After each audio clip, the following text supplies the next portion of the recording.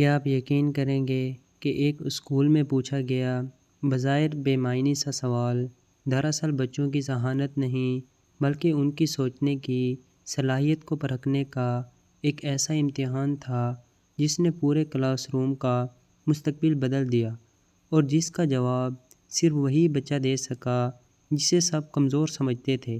بسم اللہ الرحمن الرحیم۔ ایجوکیشن آفیسر ایک سرکاری اسکول کے اچانک دورے پر آئے۔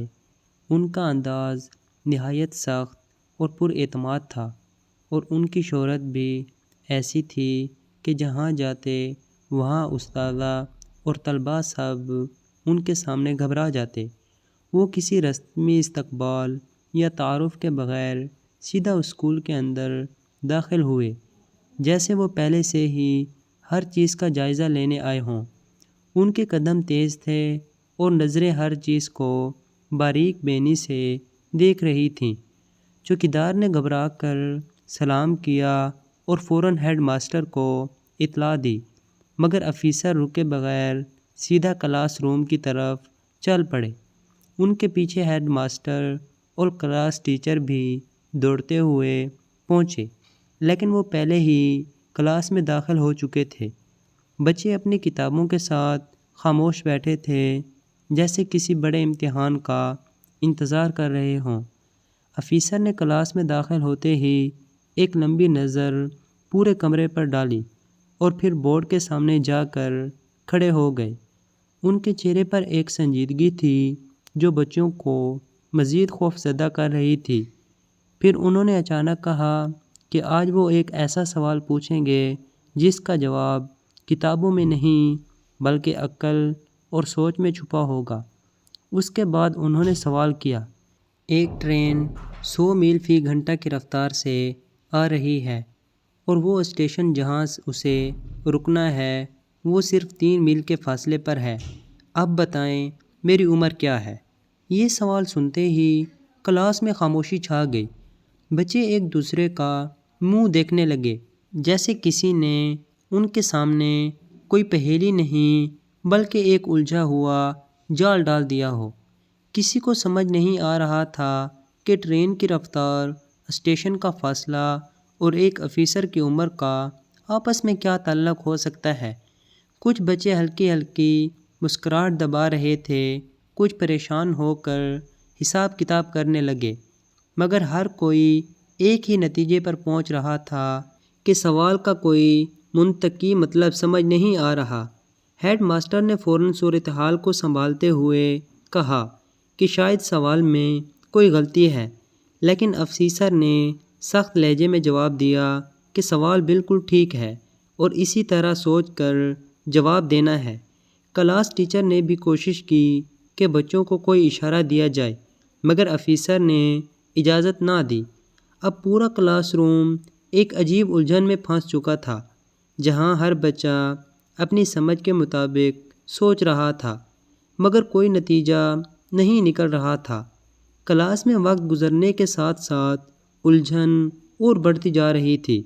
بچے بار بار سوال دہراتے، کبھی ٹرین کی رفتار پر غور کرتے، کبھی اسٹیشن کے فاصلے کو دیکھتے اور کبھی آفیسر کے چہرے سے کوئی اشارہ تلاش کرنے کی کوشش کرتے، مگر ہر طرف صرف خاموشی اور الجھن ہی تھی۔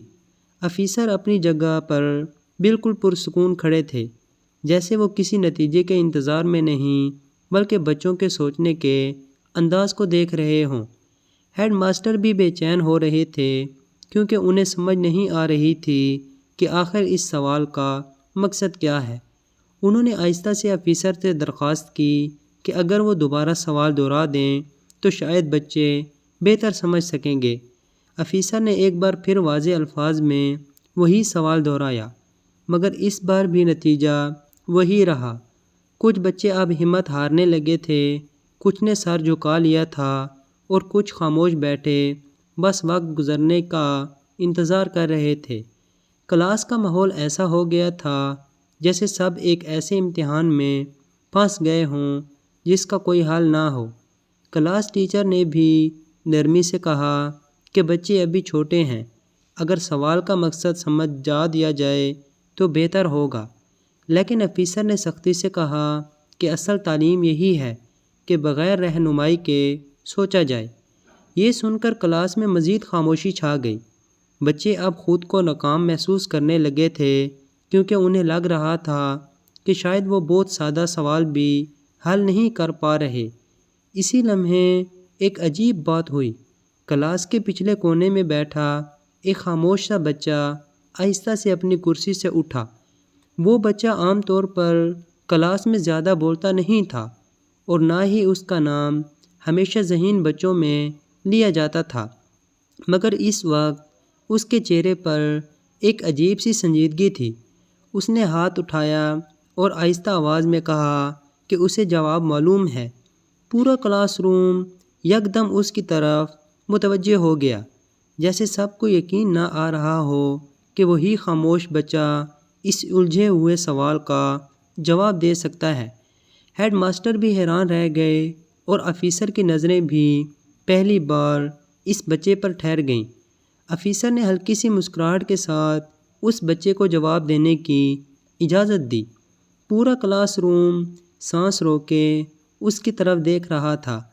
بچے نے گہری سانس لی اور پھر اعتماد کے ساتھ کہا کہ اصل میں یہ سوال عمر کے بارے میں نہیں تھا، بلکہ یہ دیکھنے کے لیے تھا کہ ہم معلومات کو الگ الگ دیکھتے ہیں یا انہیں جوڑ کر سمجھنے کی کوشش کرتے ہیں۔ اس نے کہا کہ ٹرین کی رفتار، اسٹیشن کا فاصلہ اور باقی معلومات صرف ایک ذہنی الجھن پیدا کرنے کے لیے تھیں، تاکہ دیکھا جا سکے کہ کون بچہ اصل مقصد تک پہنچ سکتا ہے۔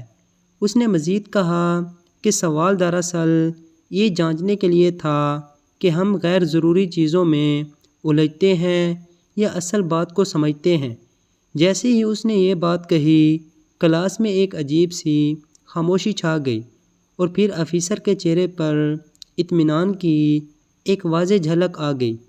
انہوں نے کہا کہ یہی درست جواب ہے، اور یہی وہ سوچ ہے جو تعلیم کا اصل مقصد ہوتی ہے۔ ہیڈ ماسٹر اور ٹیچر دونوں حیران رہ گئے، کیونکہ جس بچے کو وہ کمزور سمجھتے تھے اسی نے سب سے گہری بات سمجھ لی تھی۔ آفیسر نے اس بچے کے کندھے پر ہاتھ رکھ کر کہا کہ اصل ذہانت نمبر لینے میں نہیں بلکہ سوچنے کے انداز میں ہوتی ہے۔ انہوں نے پوری کلاس سے خطاب کرتے ہوئے کہا کہ زندگی میں اکثر سوال سیدھے نہیں ہوتے، بلکہ وہ ہمارے دماغ کو پرکھنے کے لیے ہوتے ہیں کہ ہم کتنے گہرے انداز میں سوچ سکتے ہیں۔ اس کے بعد وہ آہستہ آہستہ کلاس سے باہر چلے گئے، مگر ان کا دیا ہوا سبق ہر بچے کے ذہن میں نقش ہو چکا تھا۔ کلاس کے باقی بچے اب اس خاموش لڑکے کو ایک نئے انداز سے دیکھ رہے تھے، جیسے وہ اچانک ان سب سے آگے نکل گیا ہو۔ اس دن نے انہیں یہ سکھایا کہ کبھی کبھی خاموش لوگ ہی سب سے زیادہ گہری سوچ رکھتے ہیں، اور اصل کامیابی وہی ہے جو سوچنے کے انداز کو بدل دے۔ آفیسر کے جانے کے بعد کلاس میں ایک گہرا سکوت چھا گیا۔ سب بچے ابھی بھی اسی لمحے میں گم تھے، جیسے ان کے ذہن اس سوال سے باہر ہی نہیں آ رہے تھے۔ وہ خاموش بچہ اپنی جگہ پر کھڑا تھا، اور پورا کلاس روم اسے ایسے دیکھ رہا تھا جیسے وہ کوئی عام طالب علم نہ ہی بلکہ کوئی خاص شخصیت ہو۔ ہیڈ ماسٹر نے آگے بڑھ کر اس کے کندھے پر ہاتھ رکھا اور نرمی سے کہا کہ آج تم نے صرف ایک سوال کا جواب نہیں دیا، بلکہ سب کو سوچنے کا نیا طریقہ سکھا دیا ہے۔ کلاس ٹیچر بھی حیران تھے، کیونکہ جس بچے کو وہ ہمیشہ سادہ اور کمزور سمجھتے تھے، آج اسی نے سب سے زیادہ گہری سمجھ کا ثبوت دیا تھا۔ آہستہ آہستہ دوسرے بچے بھی اس کے قریب آنے لگے۔ کچھ نے اس سے سوال پوچھنے شروع کیے، اور کچھ نے اس سے بات کرنے کی کوشش کی، مگر وہ بچہ اب بھی زیادہ بول نہیں رہا تھا، جیسے وہ خود بھی اس اچانک آنے والی تبدیلی کو محسوس کر رہا ہو۔ اسکول کی چھٹی کے بعد جب سب بچے اپنے گھروں کو چلے گئے تو ہیڈ ماسٹر اس واقعے کے بارے میں بار بار سوچتے رہے، اور انہیں یہ احساس ہوا کہ ان کا تعلیمی نظام صرف یاد کرنے تک محدود ہو چکا تھا، جبکہ اصل مقصد بچوں میں سوچنے کی صلاحیت پیدا کرنا تھا۔ اگلے دن اسکول کا ماحول کچھ بدلا ہوا تھا۔ استاد نے بچوں سے سوال کرنے کا انداز تبدیل کر دیا تھا، اور اب وہ صرف جواب نہیں بلکہ سوچنے پر مجبور کرتے تھے۔ اور وہ خاموش بچہ اب بھی خاموش تھا، مگر اس کی خاموشی اب کمزوری نہیں بلکہ ایک طاقت بن چکی تھی جو سب کو سوچنے پر مجبور کر رہی تھی۔